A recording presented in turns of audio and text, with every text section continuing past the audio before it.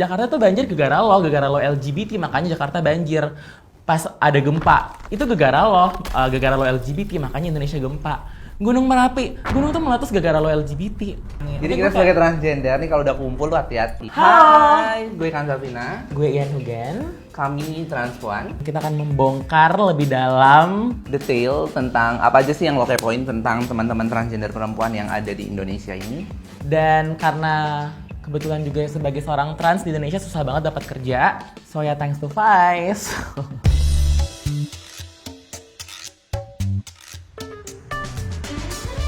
Jadi sebagai seorang trans nih, gue pengen nanya sama Kak Kanza Vina, menurut lo sendiri tuh apa sih transgender itu?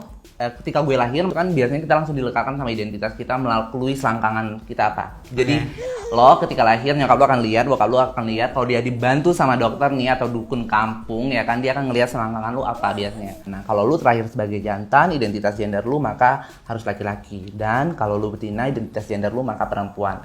Dan ini dilegalkan melalui sistem administratif negara kita. Kalau ada orang di luar sana ngomong trans itu apa sih, jadi kayak ya trans itu adalah orang-orang yang mengidentifikasi diri mereka itu berbeda dengan apa yang ditetapkan oleh masyarakat, keluarga, dan negara sejak ketika mereka lahir kayak gitu. Apa sih bedanya transgender dan transseksual itu? Kalau transgender kan lebih ke kondisinya ya. Orang-orang trans, kita menyebutnya kan orang-orang trans. Ada orang-orang trans yang memilih untuk melakukan transisi medis. Nah, ketika mereka memilih transisi medis, maka ini yang disebut dengan transseksual. Jadi, nih yang suka salah nih teman-teman yang di luar sana, Bio Tinder, Bio Bumble. biasanya kan mereka akan bilang nih, transgender artinya udah punya memek dong kayak. Iya. Iya kan? Perbedaannya segitu sih. Transseksual sudah pasti transgender. Iya. Transgender belum tentu transseksual. Jadi jangan berasumsi mentang-mentang transgender lu nggak tahu apa-apa, lu berasumsi kalau dia udah potong. Potong bebek amat. Oke. Ini gue nih nanya sama lo. Oke. Dan sebagai seorang trans nih kan, kita pasti tumbuh dari latar belakang yang berbeda-beda. Ada nggak sih hal-hal yang lo dapetin, misalkan diperlakukan tidak adil, mendapatkan diskriminasi? Dulu gue pernah tuh sekali interview kerja, itu gue daftar kerjaan sebagai seorang sales assistant. Gue udah melewati tahap interview, sampai akhirnya gue ditanyain soal masalah gender gue sendiri. Padahal itu kan harusnya emang gue nggak masukin di CV, karena kan CV yang benar itu tidak menuliskan gender kan. Tanyaan soal gender gue, dan gue langsung bilang dengan bangga, oke, I'm a trans woman gitu. Yang interview langsung canggung banget. Abis itu 2 minggu setelah itu email gue. Kayak awalnya diangkat tinggi-tinggi dulu nih, terima kasih udah daftar gini-gini, lo punya background yang sangat bagus gini-gini, tapi sayangnya image brand kita tuh belum support ini. Belum support Gender lo. Kita harus either woman atau man. Tapi di situ gue benar-benar berbesar hati sih, kayak gue bukan kayak gue trans, gue nggak bisa dapat kerja, ya udah gitu. Cuma di situ pun gue sadar banget, oh iya, dengan pilihan kita menjadi seorang trans, kita bakalan sangat-sangat kehilangan banyak hak untuk bermasyarakat, hak untuk cari duit gitu. Tapi kalau sendiri hal yang paling lo syukurin setelah lo menjadi trans itu apa nih? Ya karena gue trans.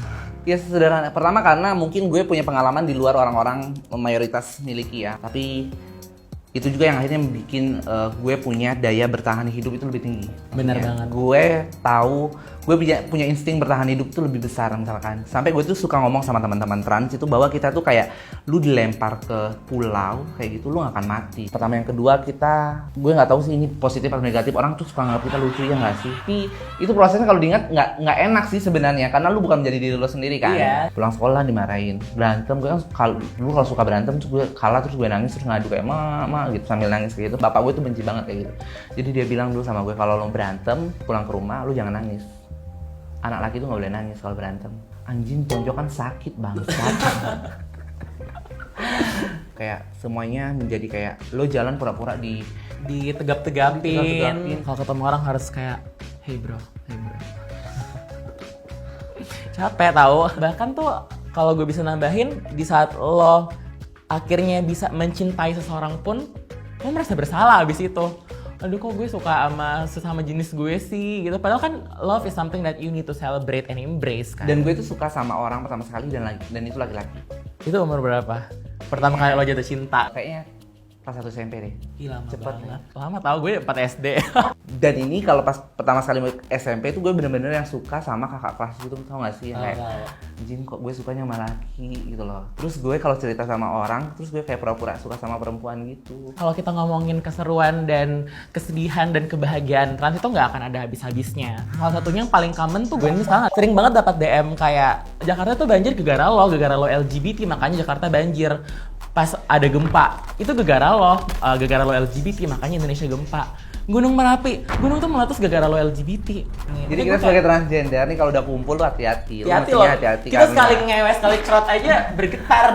Gue selalu ngerasa kalau misalnya kita ngomongin soal Instagram hate comments dan DM, gue selalu ngerasa kayak di saat ada yang gak suka sama lo, on the other hand pasti ada juga yang suka sama lo. Jadi ya udah kita mending focusing our energy untuk yang positif aja. Jadi beberapa waktu yang lalu kita udah sempat melemparkan pertanyaan di Twitter, Instagram, dan Facebook page-nya Vice. Kita nanya kalian semua soal apa sih yang kalian mau tahu soal transgender itu sendiri, dan are you ready, sister? Ready, sister. Mungkin gue akan jawab dari yang nih, dari dia bilang dipanggilnya Mas atau Mbak, Bang atau Kak. Jadi sebaiknya untuk lo yang punya teman-teman trans atau pengen jadi transalise, ya lo bisa tanyakan nama mereka. Jadi sebaiknya tanya aja nama mereka siapa. Gue sih kalau gue nyaman gue dipanggil nama gue siapa ya, Kanza Vina, lo sebut aja mau panggil gue Kanza atau Vina. Ya better kalau lo memang lupa lo bisa panggil gue Kak sih. Nggak perlu juga lo panggil Bun, Hai Bun, Hai sis, Hai Ma. Karena you ask about someone else's pronouns itu menurut gue sih kalau orang nanya gue, Ian lo enaknya dipanggil apa? Gue ngerasa itu respect banget kayak, oh terima kasih lo udah nanya kayak. Iya. Move on. Sekarang gue mau nih dari terus dia bilang kayak gini, apakah teman-teman trans woman yang menjalani terapi hormon akan bisa merasakan siklus haid? Menurutnya nah, enggak ya, jadi nggak mungkin karena kita transgender, meskipun teman-teman trans woman sudah melakukan terapi hormon, bukan berarti mereka bisa merasakan siklus haidnya yang dirasakan sama teman-teman cis woman. yakin kita seram. Yakin. Selanjutnya gue mau jawab dari apakah orang transgender ada yang homofobik? Tentu nggak bisa dipungkiri. Jadi dalam komunitas LGBTIQ itu sendiri masih ada transgender yang homofobik, masih ada teman-teman gay yang transfobik. Sekarang juga sedih sih sejujurnya karena kita tuh LGBT tuh di bawah payung kita semua. Kenapa sih kita justru dalam sesama komunitas saling membenci, itu justru nambah beban. Udah sih, sekian. Gue cukup sudah menjawab beberapa yang gue mau jawab. Yes, termasuk kenapa bencong itu serem ya? Iya iyalah, emang gue semiati apa ya? Tadi udah dua transpuan yang ada di sini, nggak fair juga kalau nggak ada teman-teman transmen yang ngomong ya kan, temanya nih transgender nih. Jadi kita akan manggilin satu teman kita ya, teman transmen untuk dia juga ngebacot di sini. Jadi kita panggil aja dia. Udah ada di sini ya? Sebenarnya dari tadi udah nemenin kita, cuman Nih dianya nih. udah siap belum nih? Kif, kamera udah siap nih Kif. Anjing, kayaknya dia ketiduran. Kaget dari mana aja lo? Dari Kaleng Kerupuk. Tadi dipanggil-panggil nggak keluar-keluar. Hai. Akhirnya tamu kita. Yes. Gua Kif, gua transgender man. Ya. Kok kamu awkward? Kamu udah di briefing kan tadi? Apa sih pengalaman yang teman-teman transpuan hidup sebagai seorang transpuan? Mungkin kamu bisa berangkat dari situ. Apa sih pengalaman enak nggak enaknya yang bisa lo share ke teman-teman yang ada di rumah Ceriwis Bu, teman-teman yang lagi nonton gitu. Yes. Pasti susah lah ya tinggal di Indonesia sebagai seorang transgender yang nggak diterima juga secara luas gitu. Actually come out to all of my friends tuh melalui dokumenter that I did 2 years ago untuk di kampus. Jadi sekalian come out ke dosen, ke teman-teman. Ya. Lewat film dokumenter. Iya. Ih, seru. Tapi ada satu pengalaman yang gak enak sih sebenarnya waktu mau come out ke dosen gitu. Jadi I was going to make this film about a transgender man. I have to come out juga kan, karena saking woke-nya itu dosen. Kalau bukan part of the LGBT community kita nggak boleh buat. Bener sih bagus, cuman yang gak bagusnya adalah waktu aku mau buat tentang film transgender, they said that I was not trans enough, nggak cukup trans untuk buat film trans. Dan dia mengukurnya dari dia punya temen yang trans juga. Dan itulah ya orang-orang cis itu yang di luar sana, kalian tuh nggak akan pernah tahu, nggak akan pernah relate sama kita sebagai seorang trans gitu loh. Jadi lo nggak bisa mengatur, sorry itu saya gue jadi marah nih sama dosen lo, karena dia nggak akan ngerti dan dia nggak bisa ngebandingin ini yang lebih trans dan ini yang lebih belum trans kayak gitu loh. Jadi kayak Seharusnya nggak ada pembanding itu. Kita yang lebih tahu siapa diri kita. Seharusnya kan kayak gitu kan. Iya.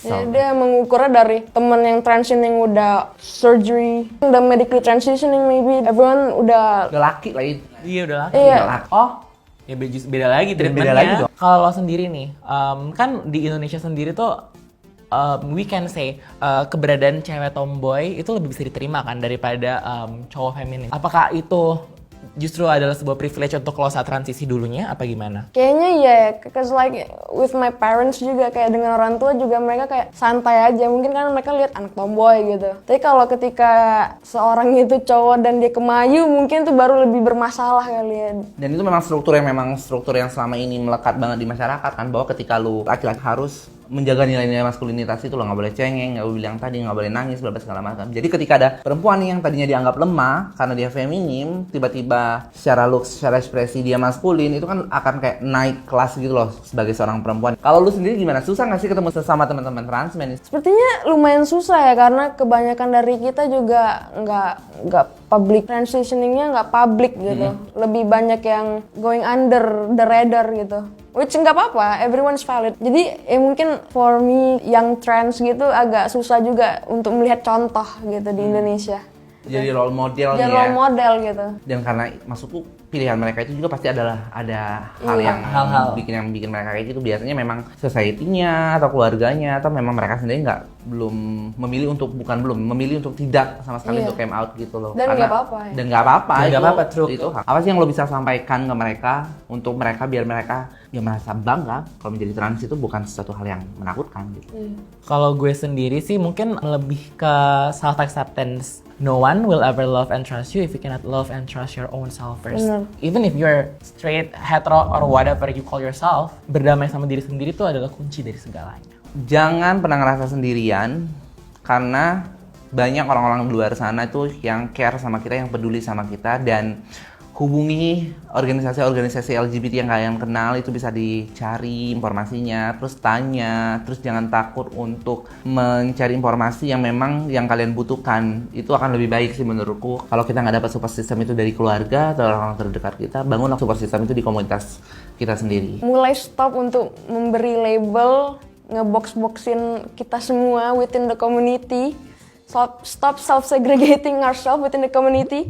Harapan untuk LGBT community di Indonesia itu kayak gimana? Dari kayak gimana orang lain nge-treat kita atau apapun itu?